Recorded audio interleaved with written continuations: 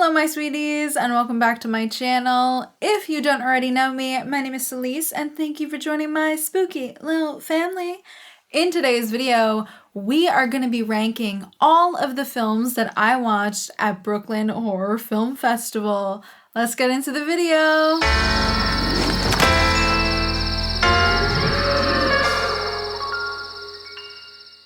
Oh my god, hi, how are you? So this is so sad. October has finally come to a close.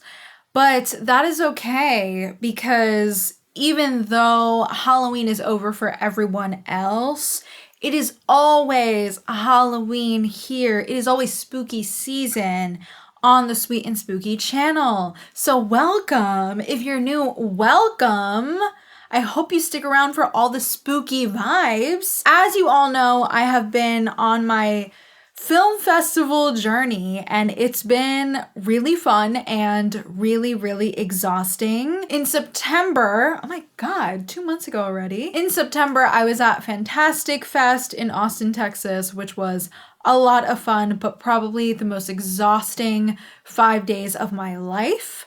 I also did an entire wrap up of all of the films I watched at that film festival, and it was really fun talking about all those and ranking them. If you'd like to see me talk about any of those films, go and check that out. After returning from Fantastic Fest, I thought it would be a fun idea to do Brooklyn Horror Film Festival, and I really wanted to do this one because it was local to me. And also because the lineup had a lot of really interesting indie horror films that I had not heard of before. Whereas Fantastic Fest had like a really great mix of like indie, and they had a lot of great secret screenings with like world premieres and bigger movies. So I really wanted to have the experience of watching more independent horror at this festival. There was a lot of really interesting films. I didn't watch nearly as many films as I watched at Fantastic Fest because Fantastic Fest is a lot more of a packed day compared to Brooklyn Horror Film Fest. So let's dive into all of the films I watched. It looks like 12 films total. Without further ado, let's get right into today's ranking. So at number 12, we have Anything That Moves, directed by Alex Phillips. Divine sex worker Liam bikes through Chicago delivering snacks and pure satisfaction to his love-hungry clients, while a serial killer begins targeting his clients that leaves a trail of blood to his innocent lover's own bed. Based off of the poster alone for this film, I was very excited. It was also described as something you've never seen before, and also that it had kind of a giallo vibe to it. So immediately I was like, sign me up. You guys all know I'm a giallo girly. This was an interesting film. It is shot on film, so we love that. It looks very nice. The thing for me is they actually showed this film around midnight. It was like the midnight movie, and personally felt like the film shouldn't have been a midnight movie just because by this point I was so exhausted. And while this movie does have like a good late night vibe, I found a lot of it to start kind of going off the rails, and also it became really exhausting. And I think watching it at midnight made that experience worse. Anything That Moves is interesting because it starts off really fun and stylish, and I thought it was funny. But then once we get to the final act, things kind of start getting muddled for me, and I didn't really love it at this point. And also just I felt like the ending was kind of like, what are we doing?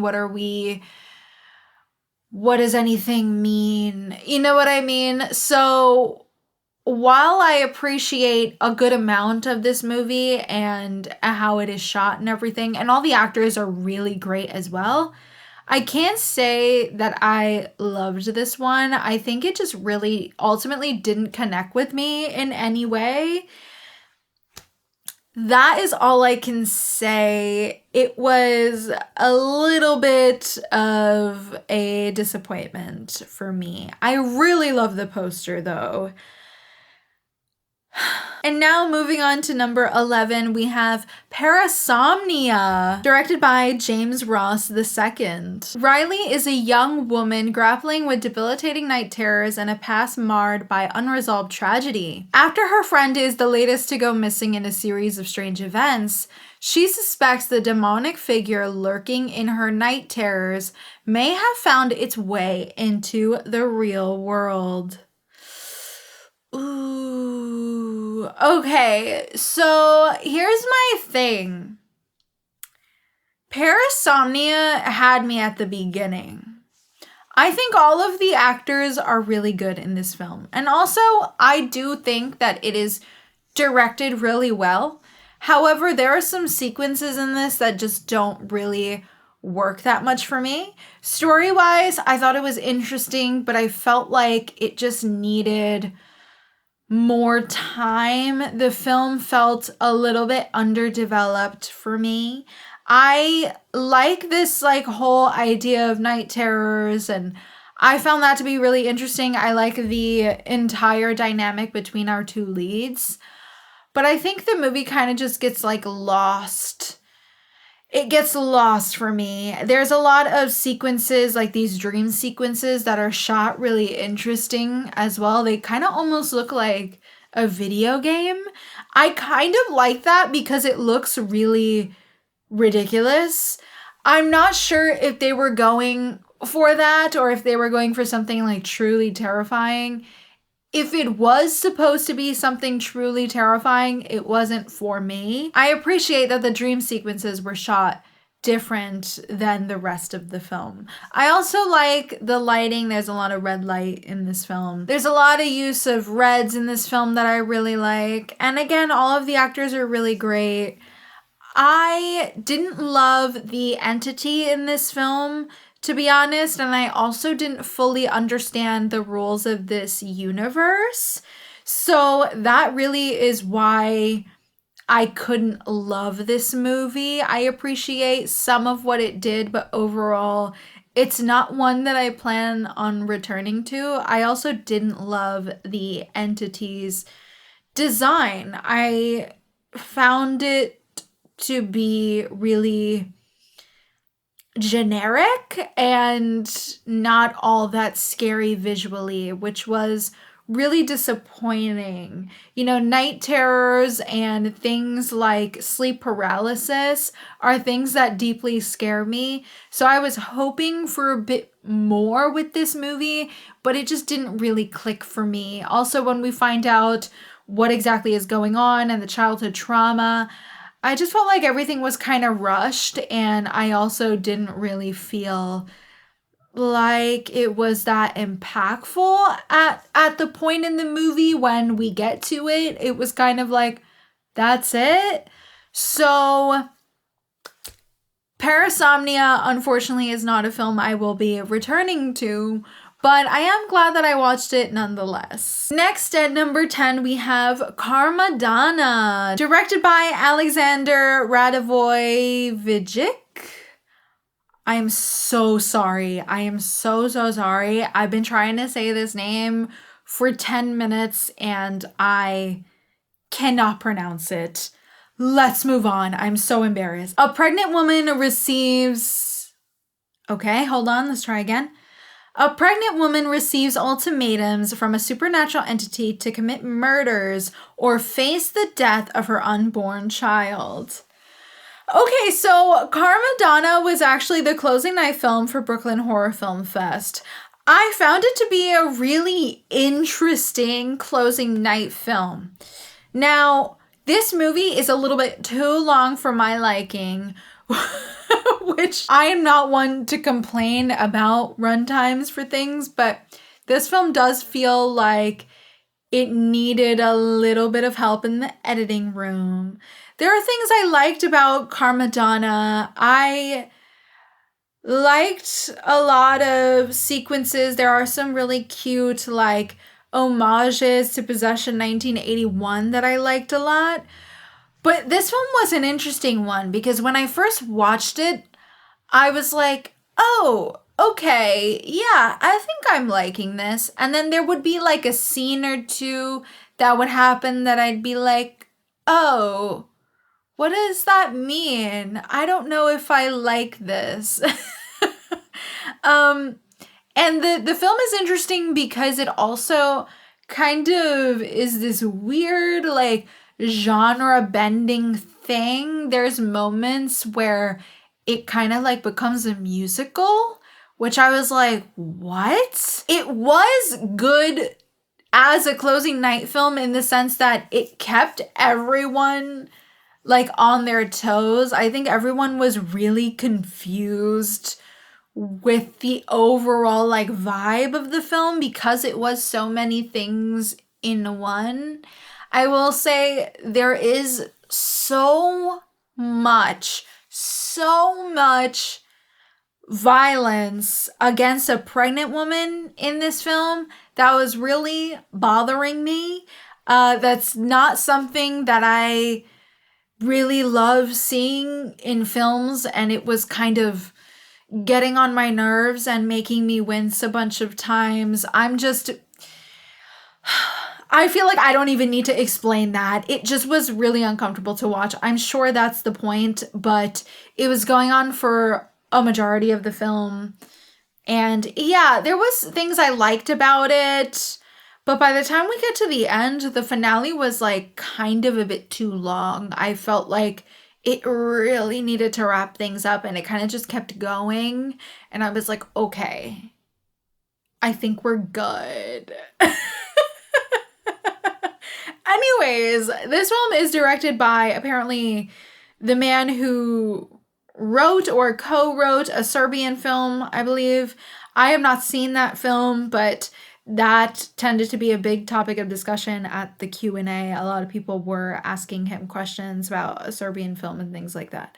Not a film that I think I will be seeing at any point, but in case anyone wanted to know who the director is, he has to do with a Serbian film. So if you liked a Serbian film and you like the writing of that, you may like this one. This is a really kooky, weird movie. It's very, very strange. I kind of feel like it's one of those that I want to watch again to see where my thoughts really lie, because I'm kind of in a weird place of not understanding fully what I watched. So there's that. Next at number 9, we have Lucid, directed by Deanna Milligan and Ramsey Fendel. Mia, an art student who is on the verge of being expelled from school, finds her last hope for combating her creative block in a magical lucid dreaming elixir. But in addition to awakening her creativity, the potion also unleashes a number of dark monsters that inhabit her subconscious, one of which is her mother, who appears transformed into a hairy creature that Mia will be forced to confront. Okay, so Lucid was actually sent to me as a screener, and I watched that one a couple days before the festival started. Lucid is an interesting film because it's shot really beautifully. It looks great. It also, I believe, takes place in the 90s. I liked a lot of aspects of Lucid, but I do fear that this is a film that kind of has ideas that I've already seen in other films. And ultimately, I have noticed that super trippy films like this, I don't always jive with. And this was, I think, part of a category in Brooklyn horror called Head Trip. I'm hit or miss when it comes to Head Trip movies. I don't know. I didn't really connect to this film on a personal level, but I appreciate the filmmaking. I thought it looks really good. There was a lot of really well-framed shots. and our lead was really great as well. I don't have too much to say about this one. It was kind of just okay for me. And now at number 8, we have I Live Here Now, directed by Julie Pacino. A woman finds herself trapped in a remote hotel where the violent echoes of her past come alive, blurring the lines between her darkest nightmares and the waking world. I Live Here Now has been on my radar for a few months now. If you all don't already know this for some reason, I am a big David Lynch girly. I'm also a big Giallo girly. And I was told that I Live Here Now has a lot of Lynchian vibes and was inspired by Lynch in a lot of ways. And also that it kind of had like Giallo lighting and all of this stuff. I think that I can see aspects of inspiration from David Lynch in this film. I wouldn't say that there's any Giallo vibes at all in I Live Here Now. I think there are some people that think if they see neon lighting in films or like any red lighting that somehow something is like a Giallo, and I'm sorry, but that's not what that means. There's been fun lighting in many, many horror films that just have no Giallo vibes at all. To have Giallo vibes, you need to check numerous boxes, and it is not just creative lighting. So another big reason why I was really excited for I Live Here Now is because our queen, Cheryl Lee, also known as the Laura Palmer, is in this film, which was a pleasant surprise. As you all know, Cheryl Lee doesn't really act very much anymore. I believe now she's teaching acting, which is really cool. So I was excited that she was going to be in something new and something that is for the girlies. So I was very excited. We have Lucy Fry, who does a good job.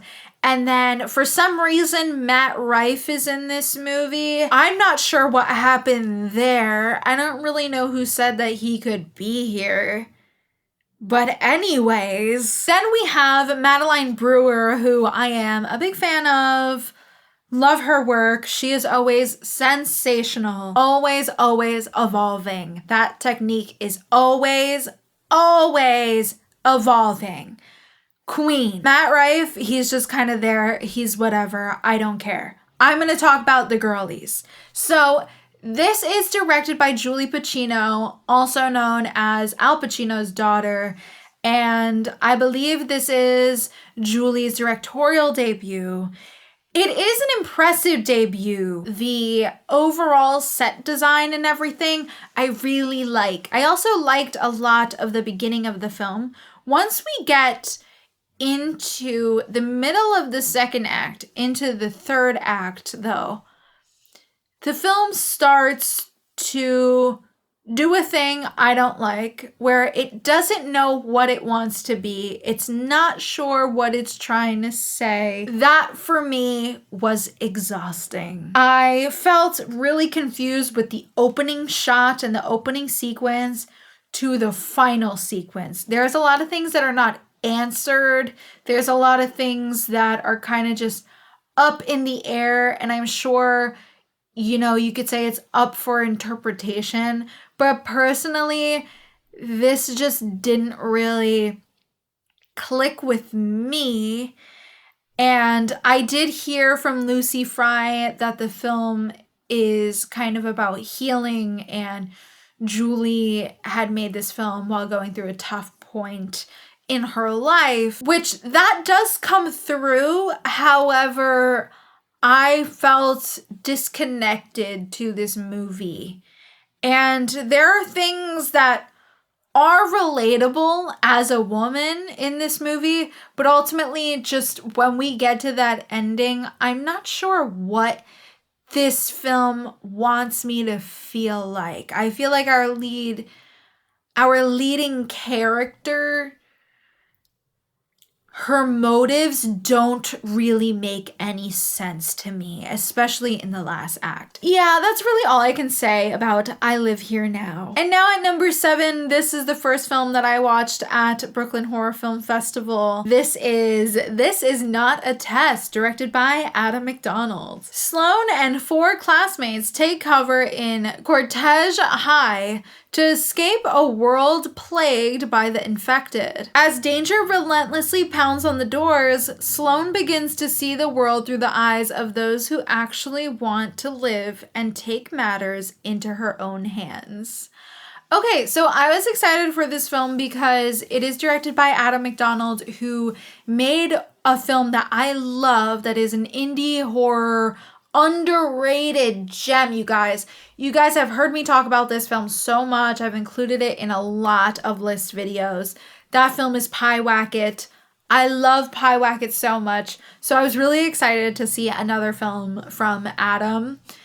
I have to say, the entire cast, I thought they were all great. We see some familiar faces in this movie. We have Olivia Holt and we have Froy Gutierrez, who is really good as well.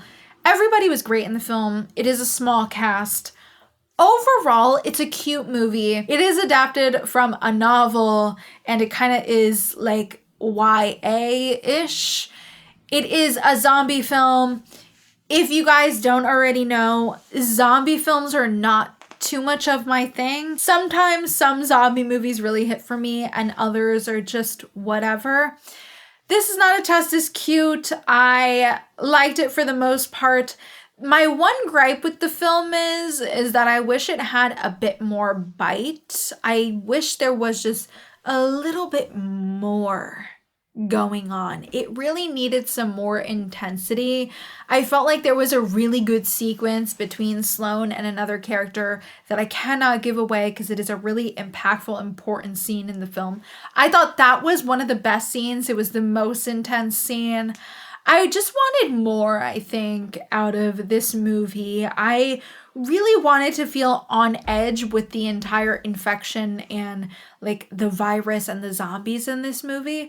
And I kind of didn't feel that. But I loved Olivia Holt. I thought she gave a really great nuanced performance. She does a lot with her face and her body. I just think she's a really great actress. And overall, this film is directed really well. Adam is really great at what he does. I just think overall this story is not curated for me, but I can see how this one will work for a lot of people. And especially if you are a fan of the book, I think you'll really like it. At the Q&A, there was a lot of people that had read the book that were asking questions, and they all really enjoyed it. So maybe if I were to be a fan of the book or read the book, I might like this film a little bit more. But overall, I gave it a 3 out of 5. I think it's a cute, fun movie. If you like zombies, if you like Olivia Holt, you'll definitely enjoy this one. And now at number 6, we have It Needs Eyes, directed by Zach Ogle and Aaron Pagliano. Suffering from a traumatic event, teenager Rowan is whisked away from home and taken to her estranged aunt's oceanside home indefinitely. Racked with guilt and unable to enjoy a normal summer, she drowns out the noise with increasingly bizarre, violent internet content. Soon, Rowan comes across videos of a missing woman known only as Fishtooth, who she believes is calling out through the screen for help. Despite a budding relationship with her cam girl neighbor, Rowan's obsession with Fishtooth will lead her to something sinister lurking at the bottom of this twisted internet rabbit hole and uncover what lies her own family has been hiding. All right, so It Needs Eyes is a really interesting film. I see a lot of inspiration from other films. I felt like this film felt inspired by We're All Going to the World's Fair, and even something like I Saw the TV Glow, but a lot more along the lines of We're All Going to the World's Fair. I overall am a fan of these kind of films about, the dangers of online. That is something I really, really like. And I think this is such a great, unique directorial debut. I really loved all of the actors in this film. They're all really great. We have a really small cast as well, but everybody is so talented and does such a great job. I really love the actor that plays Fishtooth a lot. I thought that they were great. Overall, It Needs Eyes is a film that I think a lot of people are going to like. If you like things even like creepy pastas, I know, like, who is talking about creepy pastas anymore? But if you liked creepy pastas back when they were a thing, I think you would definitely appreciate It Needs Eyes. I think it has a lot of themes going on. There's themes of addiction in this. There are obviously themes of trauma, you know, kind of a coming of age. There's a lot going on in this movie. It's shot well. I love all of the Fishtooth sequences. I love the way that those are shot. They are shot really, really nicely. This overall is just a really impressive film and definitely was one of the best ones playing at Brooklyn Horror Film Fest. I will say that this film is very, very cold, and you can tell overall in the way it's shot, it's very, very blue. It is a really grim movie. It is a feel like shit movie, 110%. There were things about it towards the end that were rather confusing for me, but I think it is one of those films that it really is trying to make you think. I think it was probably one of the most interesting films that was being played at this film festival. I'm very, very excited to see more from both of these directors. I think they did such a great job, and the cast was really great as well. Especially our two leading ladies. They were so good. They had such great chemistry. They were so cute. Hopefully this is one that comes out soon so you all can check it out, because I can see a lot of people really liking this. Also, so happy with how queer this movie is. Chef's kiss. We love to see it. Okay, and now moving on to number 5. We have New Group, directed by Yuta Shimotsu. High school student Ai sees her world collapse when a strange cult-like mentality gradually turns people around her into mindless followers who can transform simple gymnastic routines into a nightmarish dance of death. So this director is pretty new to me. Yuta Shimotsu has a film that is on Shudder called Best Wishes to All, which played at the Overlook Film Festival. I didn't get to see that one. I wasn't at that film festival, but I have heard good things. I was actually watching New Group with my friend Sheree, who did see Best Wishes to All at Overlook. And I know that Sheree was a fan of that one. New Group is really cool because it's a really unique movie. I have to give credit where credit is due. I haven't seen an idea quite like this before. I love the blend of the comedy and horror in this film. I think Yuta Shimotsu does a really great job at blending those two together in this.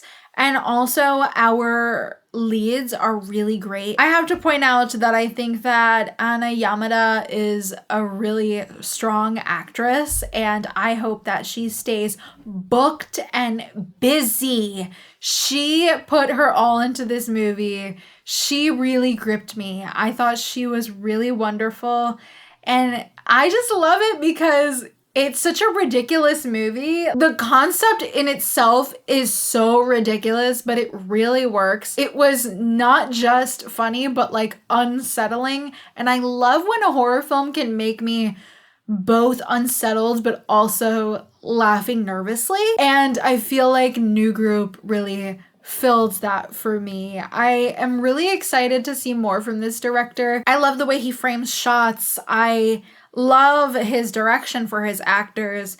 Yeah, I'm just really, really excited because I just know he's gonna keep making bangers, and I cannot wait to see Best Wishes to All after this. And now at number 4, we have Dust Bunny, directed by Brian Fuller. Yes, Brian Fuller, who made Hannibal. Yes. An 8-year-old girl asks her scheming neighbor for help in killing the monster under her bed that she thinks ate her family. This film has one of my faves, a man that I always talk about. It's Mads Mikkelsen. Of course, we all knew that Mads would be in this film. The iconic duo, Mads Mikkelsen and Brian Fuller. All right, so Dust Bunny is a really cute movie. It is action-packed.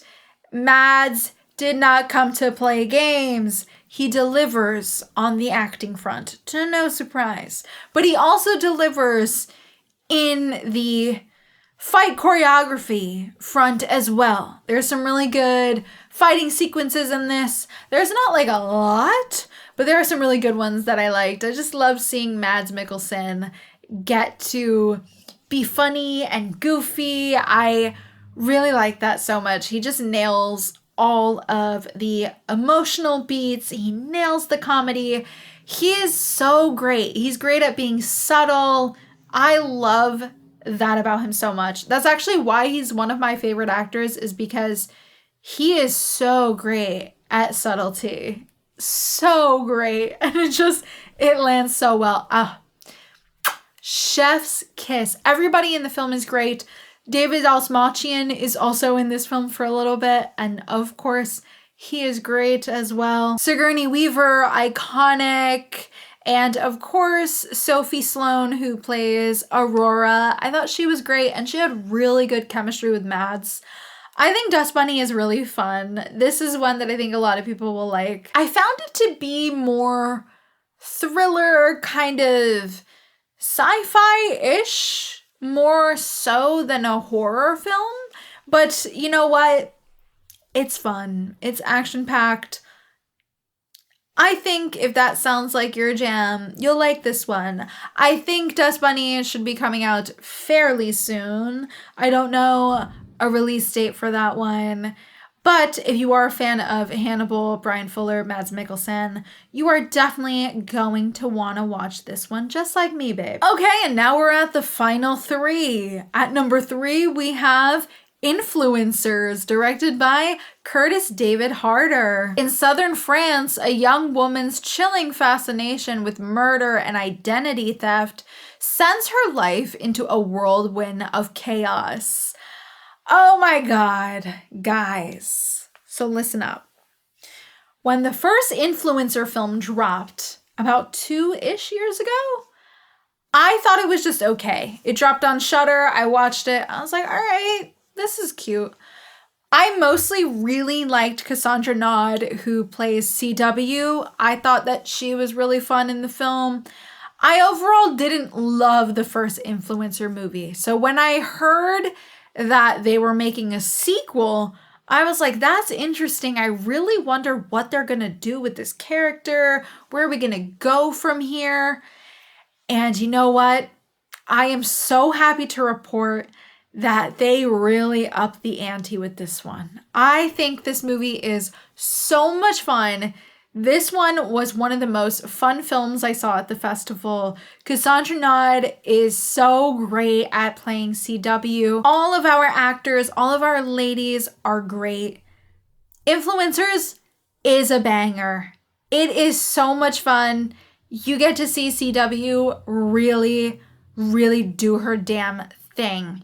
If you liked the first Influencer film, you will love this one so much more. Our finale is gag-worthy. There is a really great fight scene in the kitchen towards the end of this film that I was hooting and hollering for in the theater. And so was everybody else in the theater. Everybody was cheering, clapping, laughing. This is such a fun movie. I wish that it wasn't just going to Shudder. I wish it was playing in theaters, because watching this with an audience was a lot of fun.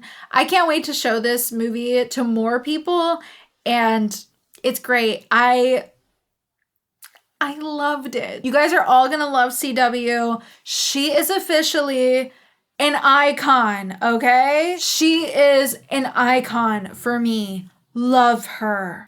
And now, moving on to number 2, we have Incomplete Chairs, directed by Kenichi Ugana. Shinzuke Kujo is a chair craftsman who lures people into his apartment and murders them to use the body parts for constructing a chair. Kato, a representative of a chair company, finds his website on social media and suggests a meeting. She's quickly enamored with him, both professionally and personally, unaware of his true nature as a serial killer. So this was actually my first Kenichi Ugana film. I'm really happy. I'm really happy with what I am seeing, King, okay? A lot of people were telling me at the film fest that this was kind of being lightly compared to American Psycho, so I was already on board for this. I love Incomplete Chairs. This was a banger. I love the way that Kenichi uses horror and comedy together. Yes, there is so much homages to American Psycho just for that vibe alone, and also a lot of similar shots of our lead. I think he's also really great at building tension. I love the way everyone is shot. This is a really intimate movie that kind of takes place mostly in really one location. We are mostly with our lead a lot in his apartment. And so a lot of the movie kind of feels claustrophobic. And it's crazy, it's kooky, it's funny, it's weird. Oh, I love it. And also all of the gore was really fun as well. And girl, I'm just so happy there was a reveal of a really weird chair, okay? I wasn't sure if they were gonna show us the chair, and they did, and I loved it. I loved it. I think this movie is such a fun time. This is one that I think a lot of people are going to really, really like, and our lead gives such a great performance. He really was giving a lot of Patrick Bateman, but he kind of had his own thing going for him. He was very, very charming and very unsettling. Loved him. Everybody was wonderful. What a great, fun little film. Oh my God. If Incomplete Chairs is playing anywhere near you, you're gonna want to see it, okay? And if it goes to streaming, I will be the annoying bitch telling you to go see it. Okay, and now we've made it to number 1. Woo! We did it! At number 1, we have Violence, directed by Connor Marsden. Set in an alternate 1980s, where our anti-hero, Henry Violence, becomes entangled in a brutal drug war as rival cartels battle for supremacy, forcing him to make difficult choices to navigate the treacherous landscape. So, Violence was one of my most anticipated films of the festival. It stars Rowan Campbell and Maddie Hassan, who, if you've seen Bone Lake, then you would know Maddie Hassan. Rowan Campbell, of course, king of Halloween Ends.